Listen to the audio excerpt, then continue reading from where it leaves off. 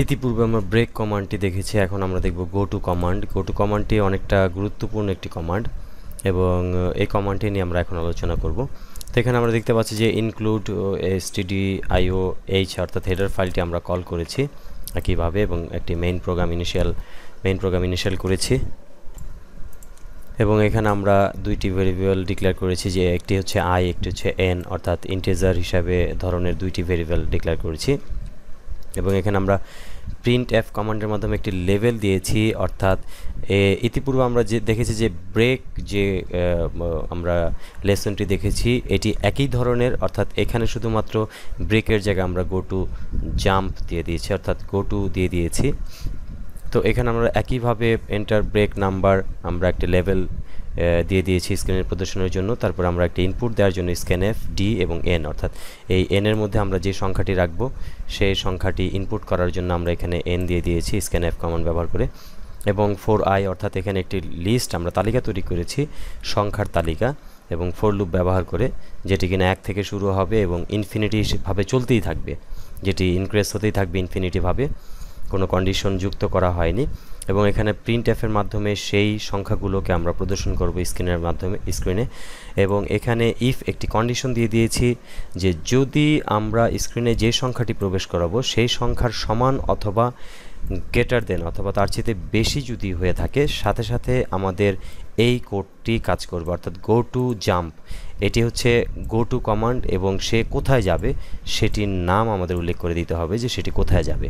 তো আমরা go to jump দিয়ে দিয়েছি, জাম্প একটি নাম, এখানে অন্য যে কোনো একটি নাম আমরা টাইপ করতে পারি, ধরা যাক টেক্সট লাইন, আমরা এখানে টেক্সট লাইন দিয়ে দিলাম, টেক্সট লাইন।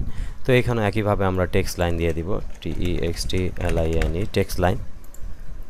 তো এখানে আমরা যখনই এই লুপটি যখনই আমরা যে সংখ্যাটি প্রবেশ করাবো, অর্থাৎ 50, 100 যেটাই প্রবেশ করাই কিনা, যখনই সেই সংখ্যার সমান অথবা তার চেয়ে বেশি সংখ্যা হবে, সাথে সাথেই এই সমস্ত লুপটি থেকে সাথে সাথেই পাঠিয়ে দিবে এই লাইনের মধ্যে পাঠিয়ে দেবে, অর্থাৎ এই জায়গাতে পাঠিয়ে দিবে নেক্সট টেক্সট লাইনের, অর্থাৎ গো টু টেক্সট লাইন। যে নাম আমরা দিয়েছি, গো টুর যে নামটি দিয়ে দিয়েছি, অর্থাৎ কোথায় চলে যাবে সেই নামের জায়গায় সেটা চলে যাবে, এখানে চলে যাবে সাথে সাথে, অর্থাৎ এটি তখন বন্ধ হয়ে এখানে চলে যাবে এবং এখানে কাজটি চলতে থাকবে। যেহেতু এখানেও আমরা লুপ প্রোগ্রাম একটি লুপ ব্যবহার করেছি, ফর লুপ ব্যবহার করেছি এবং এখানে একইভাবে আমরা আরেকটি লুপ দিয়েছি যেটি 1 থেকে শুরু হবে এবং এটি একটি ইনফিনিটি লুপ এবং যেটি ইনক্রিজিং হতে থাকবে, একই লুপ।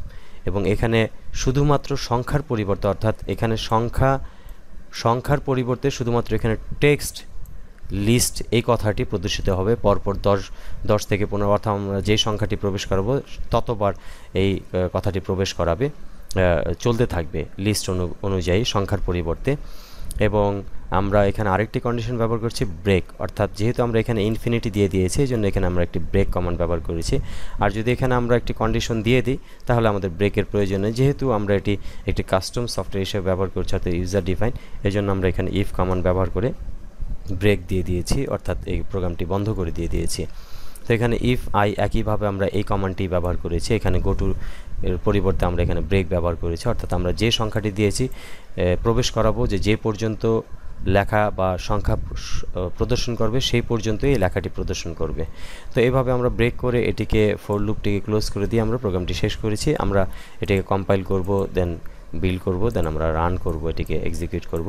তো এখানে আমরা এন্টার ব্রেক নাম্বার, তো এখানে আমরা যদি 10 দেই, এন্টার দেওয়ার সাথে সাথে আমরা দেখব যে 1 থেকে 10 পর্যন্ত লুপ হয়েছে এবং 10 হওয়ার সাথে সাথে আমাদের অটোমেটিক আবার তারপরের আরও 10টি টেক্সট চলে আসছে। এবং এইভাবে যদি আমরা আরও লুপ করতে থাকি, দেখা যাচ্ছে যে এখানে আমরা আরেকটি লুপ আমরা তৈরি করব, এখানে আমরা আরেকটি তৈরি করব যে নেক্সট লাইন আমরা লুপ তৈরি করব, অর্থাৎ গো টু একটা লাইন তৈরি করব, যেটি আমরা এই লুপটি আবার একইভাবে কপি করে আমরা এটিকে এই গো টু আমরা এই টেক্সট লাইনের পরিবর্তে আমরা নেক্সট লাইন দিয়ে দিব এখানে।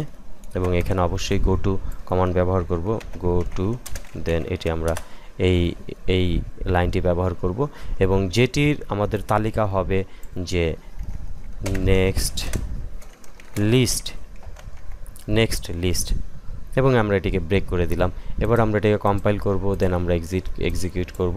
আমরা এটিকে ধরা যাক আমরা 10, দেন আমরা দেখতে পাচ্ছি যে 1 থেকে 10 পর্যন্ত একটি লিস্ট তৈরি হয়েছে, যেটি সংখ্যা এই জায়গার সংখ্যাটি অর্থাৎ এইখানে যে সংখ্যাটি ছিল এটি প্রদর্শিত হয়েছে, অর্থাৎ 1 থেকে 10 পর্যন্ত।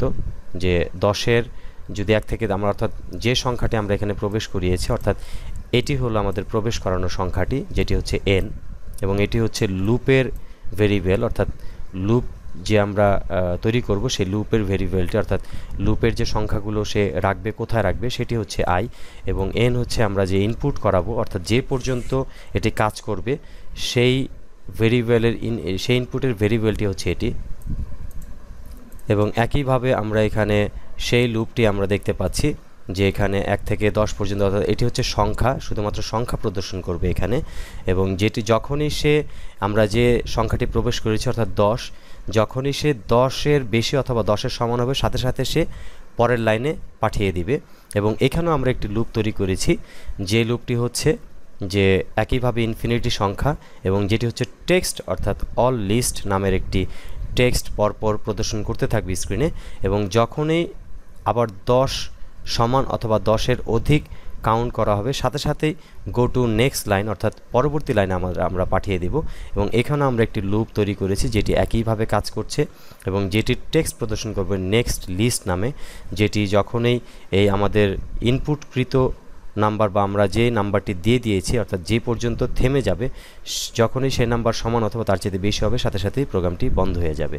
তো এভাবে আমরা গো টুর মাধ্যমে একটি লুপকে বারবার চালাতে পারি, বিভিন্নভাবে আমরা বিভিন্ন ওয়েতে আমরা চালাতে পারি, অর্থাৎ বিভিন্ন কোড আমরা বারবার রান করাতে পারি এই গো টু কমান্ডের মাধ্যমে। সাধারণত গো টু কমান্ড বেশি ব্যবহার করা হয়ে থাকে সাধারণত এরর হ্যান্ডেলিংয়ের জন্য। দেখা যাচ্ছে যে কোনো একটি সফটওয়্যার তৈরি করার ক্ষেত্রে একটি সফটওয়্যারে নানান রকমের এরর দিতে পারে। যদি কোনো একটি এরর দেয় সেই এররের সংখ্যা সহ নাম উল্লেখ করে দিয়ে এবং সেটির হ্যান্ডেলার যদি আমরা এখানে কল দিয়ে দিই তাহলে সেই এরর দেওয়ার সাথে সাথে সেটি অটোমেটিক এই লাইনে চলে আসবে এবং সেটি অটোমেটিক হ্যান্ডেল করে নেবে সফটওয়্যার। তো এইভাবে সাধারণত এরর হ্যান্ডেলিংয়ের জন্য গো টু কমান্ডটি বেশি ব্যবহৃত হয় এবং অন্য কাজেও বেশি ব্যবহৃত হয় এই কমান্ডটি, এবং এটি একটি অনেকটা গুরুত্বপূর্ণ একটি কমান্ড।